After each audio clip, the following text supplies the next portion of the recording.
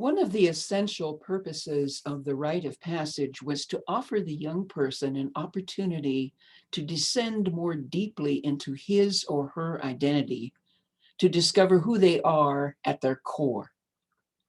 Because the ordeal forced them emotionally to reach down inside themselves and discover the deeper layers of themselves that they had never before encountered, the young person experienced a part of themselves that they didn't know they had.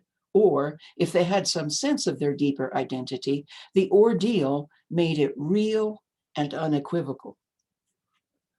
Although the ordeal would end, their unforgettable initiation made it impossible to be the person they had been before they experienced it. There was no going back. Although they would forget many times each day going forward, they would always be reminded of their rite of passage, that watershed moment when they dramatically encountered their authentic self. As we see in the drawing of the identity egg, the outer layer of the egg represents the ego, which we all develop in the first decades of our lives.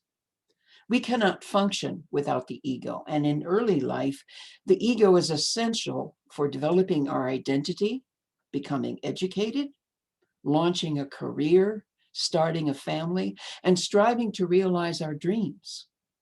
Ego development is all about my story, my image, my power, prestige, and position in the world.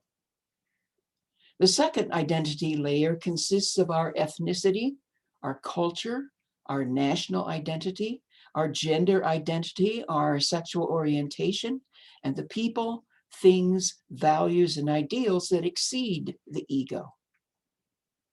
However, even below the two outer layers lies our core identity, or what some have called the authentic self, the deeper self, or the soul. The purpose of the rite of passage in Indigenous cultures was to arrange an ordeal for the young person that compelled them to discover their core and experience that they are connected with all that is. While the inner core may seem disconnected or isolated from the other two layers of identity because it is the most inward layer, it actually includes the other two layers and, in fact, includes all that is. While we need the ego and our external identities in order to function in the world, in an ego-based culture that de-emphasizes our deepest identity, the ego can very quickly develop its own empire, if you will, because it believes that it is the one and only identity. Thus, we come to believe that our outer identity is the only one that matters.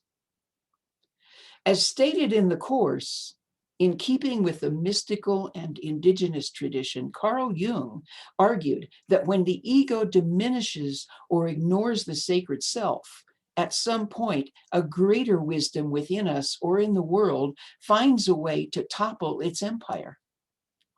Formal rites of passage were designed to do just that. Their intention was to help the ego find its rightful place in relation to the sacred self, so that who the human believes they are gives way to who they genuinely, authentically are. The Spanish bard Juan Ramon Jimenez offers a poetic snapshot. He says, "I am not I. I am this one walking beside me whom I do not see, whom at times I manage to visit and whom at other times I forget, who remains calm and silent while I talk and forgives gently when I hate, who walks where I am not, who will remain standing when I die." I love these words because in them, Jimenez poetically weaves the dance of the ego and the deeper self. He asks, who is it that walks beside me that I do not see? Sometimes I connect with it, and at other times I forget it. Sometimes it speaks, and sometimes it remains silent while I'm talking. Sometimes I am hating, but that other me is forgiving gently.